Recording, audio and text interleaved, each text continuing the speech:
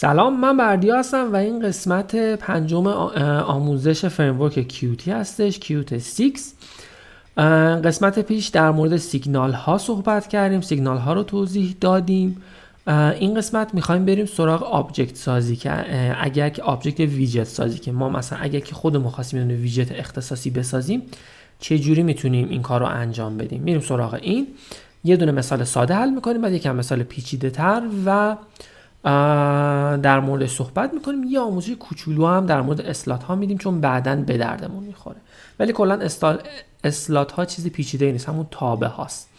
خب میایم اینجا، کاری که میخوایم بکنیم اینه، کاری که میخوایم بکنیم و میخوایم توضیح بدیم، خیلی مفهوم خاصی نیستش، فقط میخوایم مسئله رو توضیح بدیم. کاری که میخوایم بکنیم اینه که ما الان میایم اینجا یه سری، مثلا توی این مثال آخری که حل کردیم خاطرتون باشه یه همچین چیزی بود که اینجا میشد یه سری چیزا گذاشت و اینا، مثلا دکمه اگزیت بود. در واقع یه دونه از اینا داشتیم، یه دونه از اینا، یه دونه از اینا.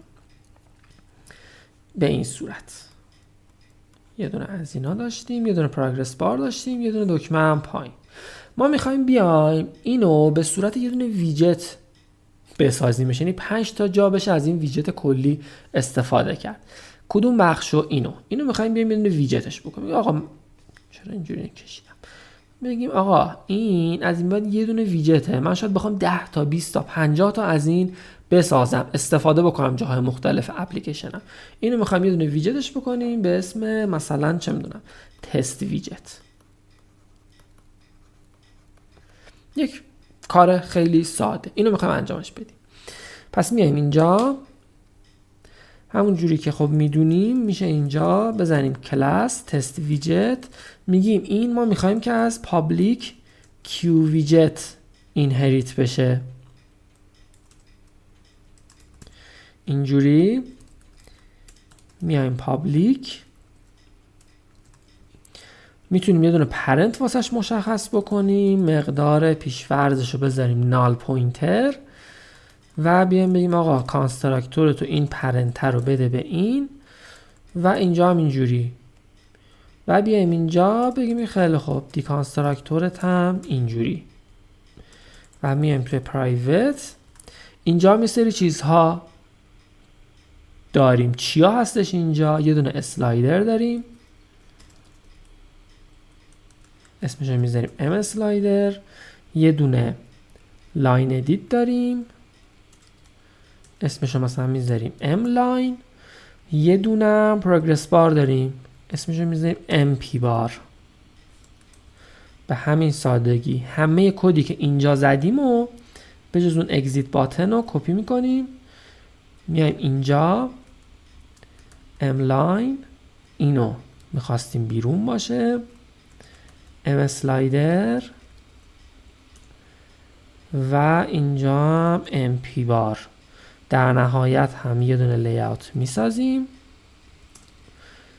لیاوت مینمونه، و میگیم آقا ام لاین و ام اسلایدر و ام پی بار توی این باشن. و وقت میایم اینجا میگیم که آقا این ویجتمون لیاوتش این باشه. به همین سادگی این ساخته شد. میتونیم بیایم اینجا اینها رو به هم وصلشون بکنیم. دقیقاً اینجا این چون خودش از جنس کیو آبجکت هست، هم میتونیم اینجوری کالش بکنیم.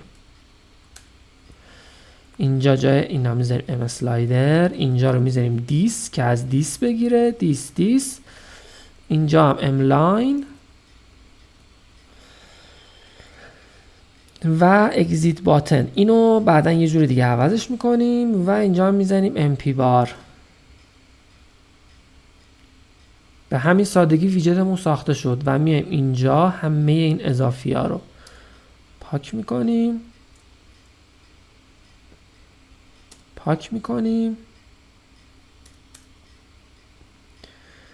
و وقت اینجا میگیم که مای تست، مثلا مای تست 1 مثلا نیو فلان. اینجا مای تست 1 رو اد میکنم، این تو میتونم 2 تا ازش بسازم، 2 تا میسازم ازش. اینم حذفش میکنم چون کامنتش کردم. اجرا میکنیم به همین سادگی ساخته شد. بالایی جداست، پایینی هم جداست، ولی این وصل نیست به اون. چرا وصل نیست؟ چون ما باید یه دونه سیگنال واسه ویجتمون بسازیم و الان میخوایم آموزش بدیم که چه جوری سیگنال رو میسازیم. برای ساختن سیگنال ما باید از یک استایل کلاس سازی خاص حتما استفاده بکنیم. اون چیه؟ حتما باید کلاسمون توی یه دونه هدر و یه دونه CPP جدا باشن. یعنی چه؟ من میام اینجا بهش میگم که آقا اینو اد نیو کن، یه دونه C++ کلاس میخوام که بسازیم. میتونیم اینجا خودمون بهش بگیم که آقا من میخوام این از جنس کیو ویجت باشه. خودش یک سری پیش‌فرض هایی رو واسم انجام میده. یعنی من اگه اینجا بزنم نکست، اینجا خودش به اینم اضافه کرد. ببینید یه سری چیزهایی رو خودش واسم ساخت و اینجوری. اگرم خودش نساخت که من حذفش میکنم که خودمون بسازیم، میتونیم بیایم اینجا دقیقاً اینو کاتش بکنیم. اینجا قطعا یه سری چیزهایی رو ارور میده. Alt Enter Q اسلایدر Alt Enter اینم اینکلود کن و اینم اینکلود کن. Q دیباگ هم میزنه اینکلود کنه. این ارورهای اینجا رفت شد. منتها اینا رو میخوام منتقل بکنم به فایل CPP مون. پس دوباره میام رو هر فانکشن Alt Enter رو میزنم، میگه که move to C++. خیلی زیبا، خیلی راحت منتقلش کرد به اینجا. اینم میتونم بزنم منتقلش بکنم، مشکلی با این نداریم. میزنیم اینم منتقل بکنم. اینم منتقل کرد و اینا همشون رفت توی این فایله. بعد میایم اینجا، به اینا نیاز نداریم. فقط اینجا باید بیایم بگیم که include test ویجتمون اینکلود شد. اجرا میکنیم، دوباره اجرا شد. حالا میتونیم سیگنال بسازیم. قبل از اینکه سیگنال بسازیم یه چیزی هست به اسم QObject. این یه ماکروه. این ماکرو رو اد میکنیم اینجا و این ماکرو باعث میشه که یک سری از استانداردها به آبجکت من حتما باید آبجکت باشه. کلاس های اینهریت شده از نوع آبجکت.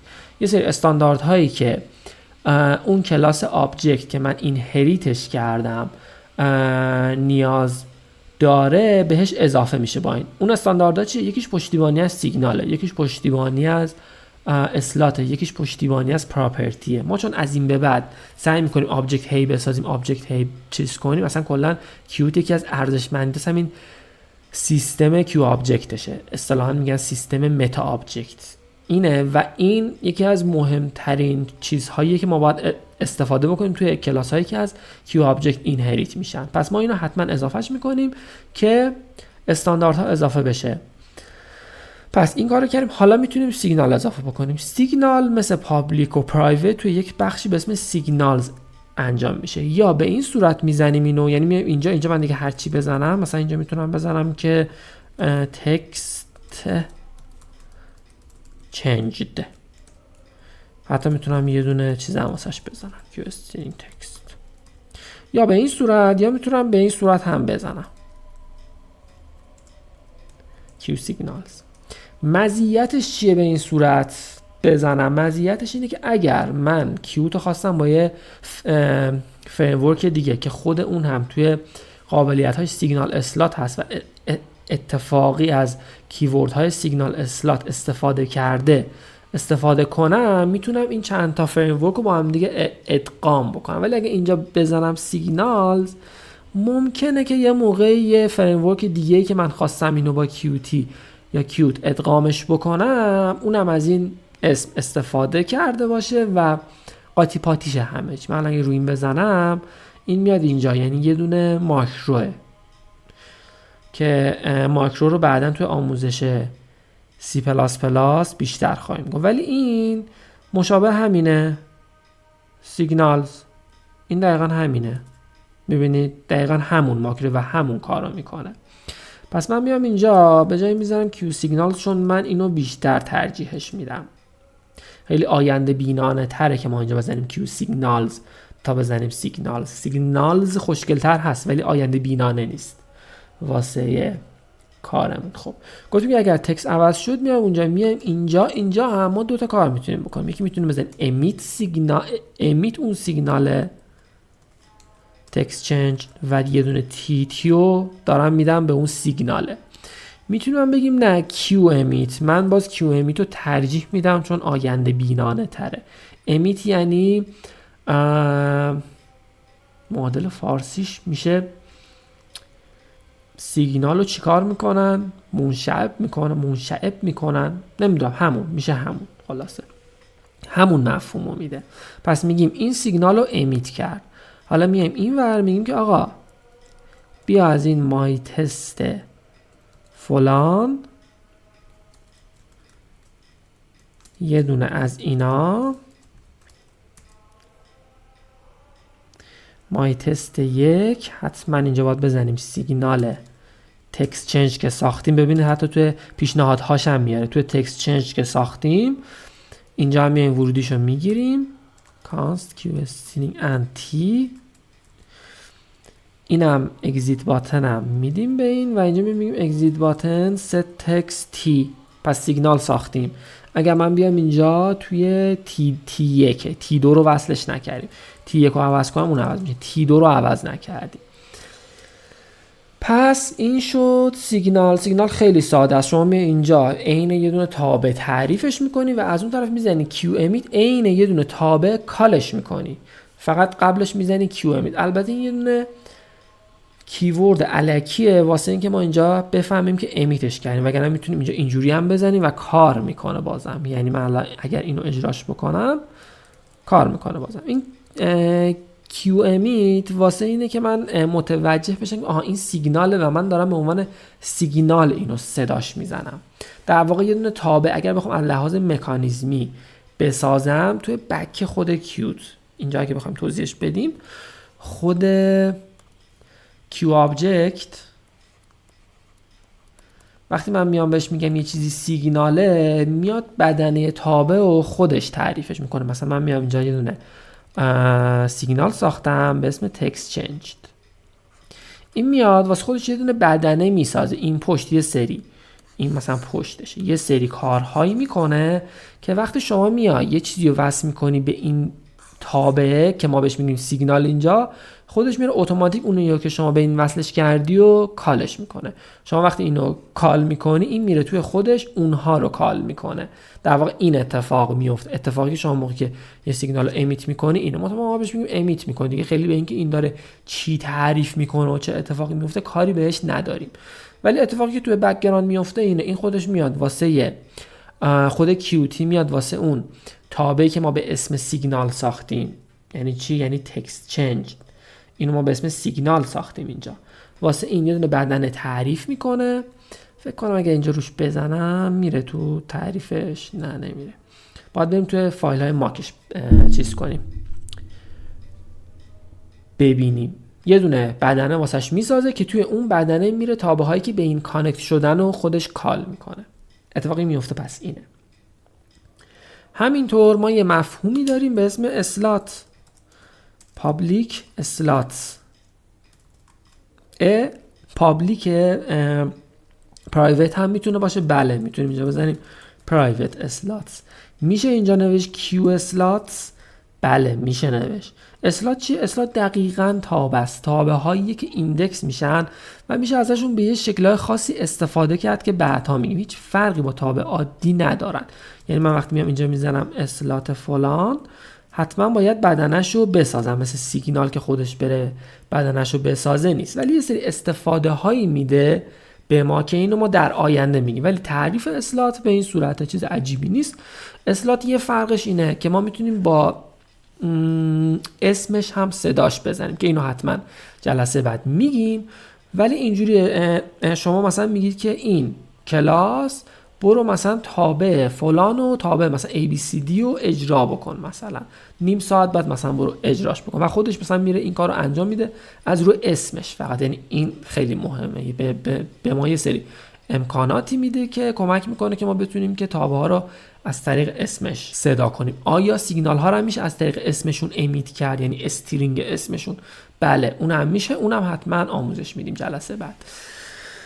این روش ساختن استاندارد یه دونه کلاس کیو آبجکتی بود که حالا ما کیو ویجت رو یاد دادیم. شما میتونی کیو آبجکت ها رو هم اینهریت بکنی، استفاده بکنی. اگر خواستی سیگنال اسلات واسش اضافه کنی حتما باید اون ماکرو کیو آبجکت رو بالاش بنویسی. 1 و 2 اینکه حتما باید که توی یه دونه فایل جدا، توی یه هدر جدا ساخته بشه که فایل ماکش ساخته بشه. حالا ماک هم بعداً توضیح میدیم که چیه، ولی فعلا کلیت رو میخواستیم متوجه شیم. این از این. امیدوارم که از این ویدیو لذت برده باشی. تا ویدیو بعدی که احتمال خیلی زیاد اسلات ها رو یاد میدیم و بیشتر در موردشون صحبت میکنیم، یادش که دادیم بیشتر در مورد امکانات و قابلیت هاشون صحبت میکنیم. خدا نگهدار.